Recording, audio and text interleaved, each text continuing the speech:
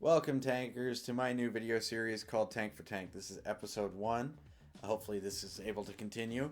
This is a series where I take a tank and compare its warthunder version to its World of Tanks version. This is just a kind of general feeling for the tank in each game.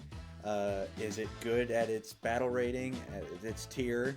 Is it worth it if it's a premium or if tech tree to grind for? We're going to start off with the T54E2, which is the prototype in real life. That's its classification. Warthunder calls it that. World Tanks calls it the M54 Renegade. Same vehicle, based on the same vehicle. They use the same gun. They look the same. Similar layout. It's just kind of it's a vehicle I've played a lot of, and I think it's a good one to start with because people really like the Renegade and people don't like the T54E2, so there's going to be a lot to compare and contrast in this video. Sit back, hope you enjoy.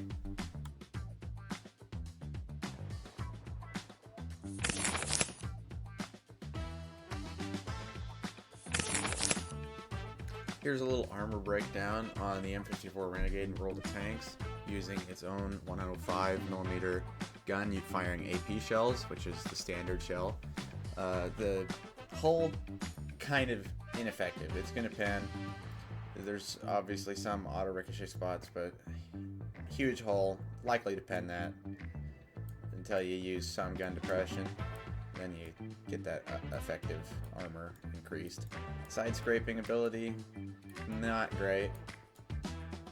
You obviously have this big weak point, but because of the boat-shaped hull, this side becomes quite weak, and that's just not a great side scraper. You can do it against lower tier stuff and lower pen, and it works out pretty good. In heat, you'd obviously have a little bit of a hard time getting that to pen with the tracks there as the acting spaced armor. So that's the side scraping ability. The real strong spot is the turret.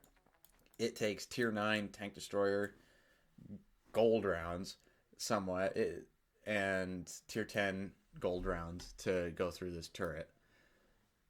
Pretty effective armor.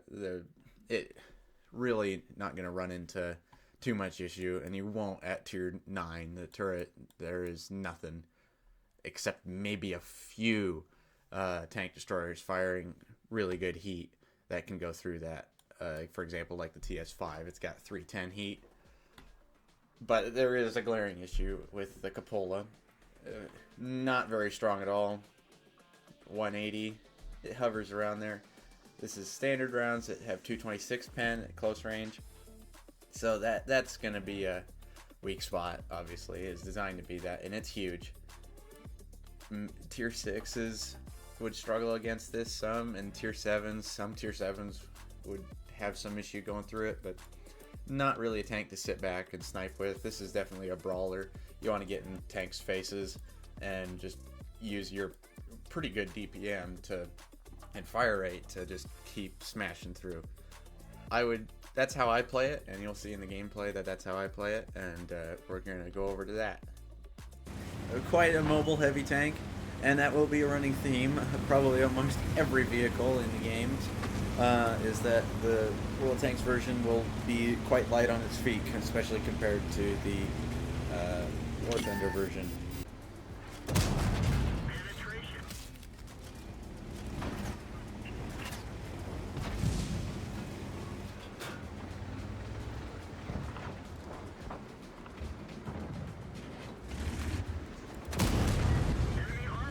Obviously the pen on this gun is pretty good.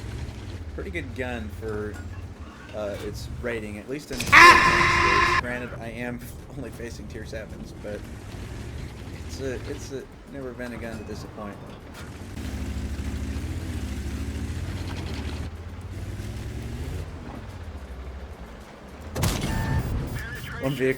One issue with this vehicle is that they are not hull down. With that big weak point on top, it's easily penned by basically every round. Once you get, especially in World Tanks, if you can get tier 6s, I suppose. It's high noon. That is where you have enough armor there that it worked out.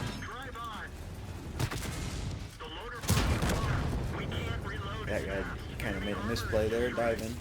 Oh, relax, dude. Take it easy, man. Cool your beans, bro. This might turn out to be a pretty good game, even with the dive there and the team being down on HP, but nothing I'm not used to.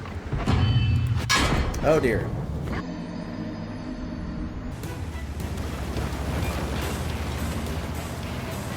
Here's a tier 10 game. We'll get a little familiar with what it's like as tier 10. I like to play as a medium because that's kind of my armor against tier 10 guns.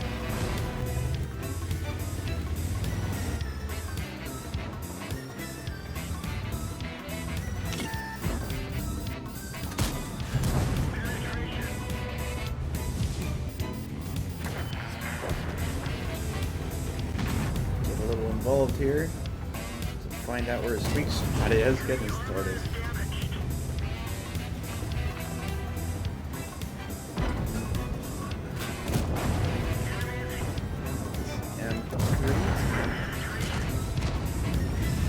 You can see that it's just a solid brawling tank. It's got the mobility, it's got good armor, and I haven't used it very much. I think it's been shooting me.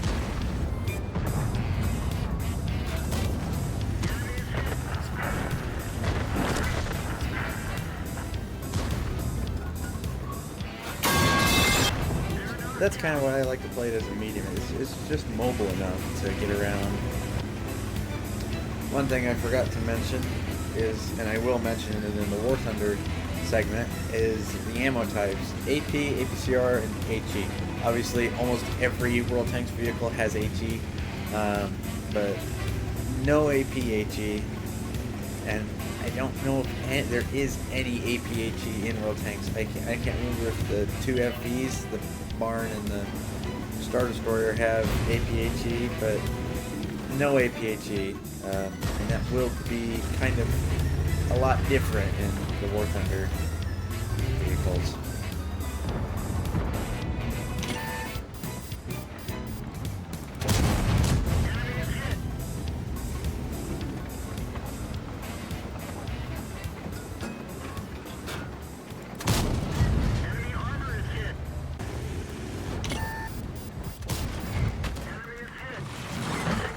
There we go.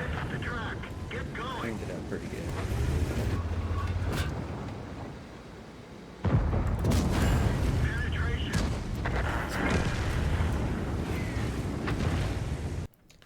So there is the M54 Renegade in World of Tanks.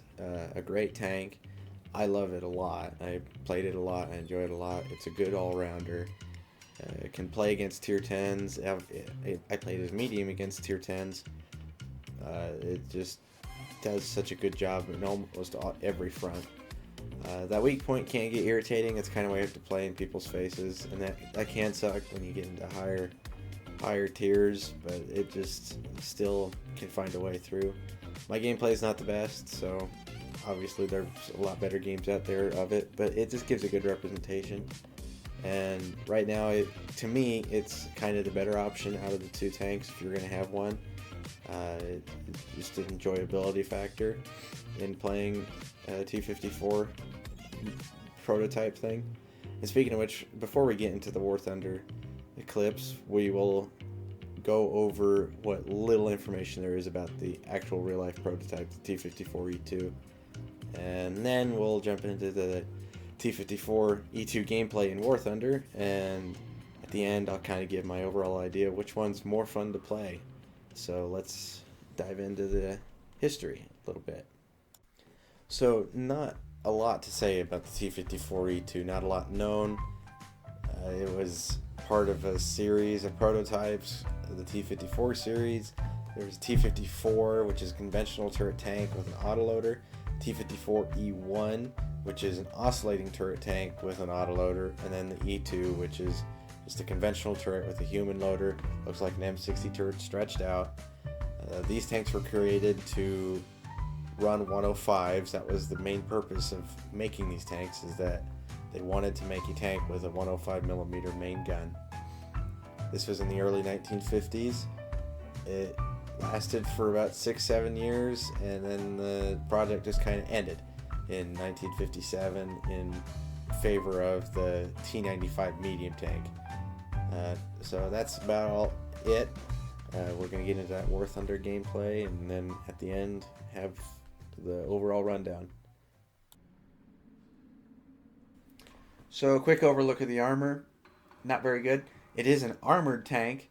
It is not like a Leopard where no armor and good mobility. It is an armored tank, but the armor doesn't do anything at 7.7. Everything's got high pen rounds. There's high pen heat, high pen APHE. The Tiger 2's Panzer Grenade 42 just shreds this thing, and that's obviously a full down tier. So, not a really good armor. The gun is pretty solid. You have a 380 heat pen, 429 APDS pen, and then you have like a 280 APBC. I don't use that. I load a few APDS rounds and mostly heat. I like heat because of the post-pen damage. That's kind of up to you, however you want to play that. I'm not as knowledgeable on weak points and stuff like that. So spots to be able to shoot for to really increase that internal damage on the enemy. So that's kind of how I play it. It's a sniper tank. Full down tier, you can play it aggressively. Kind of play it like that heavy tank role, but it's a lot like an M47. It has armor, but you don't want to rely on it. It's definitely not like the Renegade and World Tanks. So that's kind of an overlook on the armor. We're going to get into some gameplay. You will see a few round bounces. It does work sometimes, but I'm not relying on it. So let's get into that.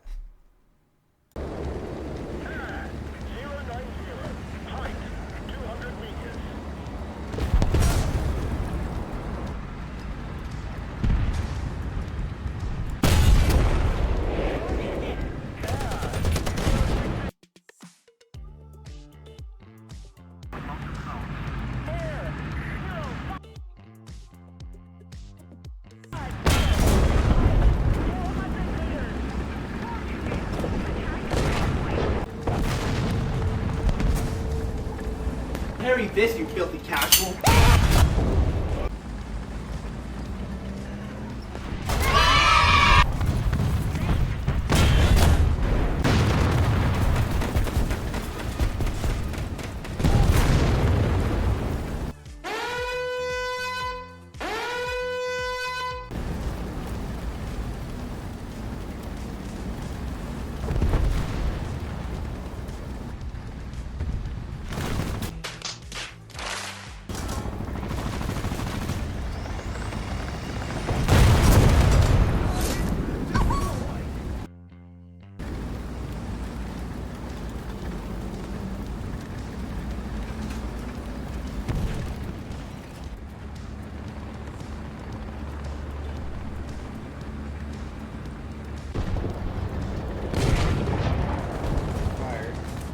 Me voy a matar, te me último.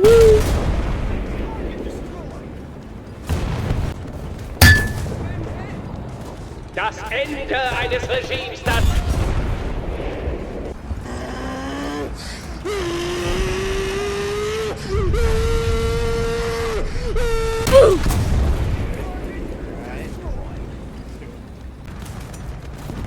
Die Unordnung toleriert. In diesem bedeutenden Moment.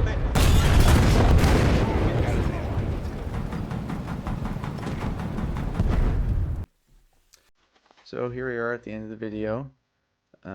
Both tanks are obviously fun. Both are mid-tier tanks. I mean, mid-tier is basically tier 8 in World of Tanks anymore, and 7.7 is definitely considered mid-tier. Both are definitely the same tank, representing the same tank in real life, but in terms of gameplay, they are quite different. Obviously, the T54E2 is a medium in War Thunder, so it plays more like a medium. You can use armor every now and then, but it's definitely not the same as the M54 Renegade, where you kind of want to face hug and be aggressive as much as you can. I enjoy both. I've played both a lot. but my overall pick is going to be the M54 Renegade as the one to enjoy more. If I were to have the option between the two, I'd be wanting to play the M54 Renegade more. I don't think it's really that close. The T54E2 is not played very much. I looked at some stats, and in the last month it was played like 20 times. I don't know how real that was, but it's definitely not played a lot. Nobody really likes it. You never see it in game. I'm like the only guy ever playing it. I enjoy it, but hardly anybody else is probably going to. There's better tanks. There's the T54E1. You get an autoloader.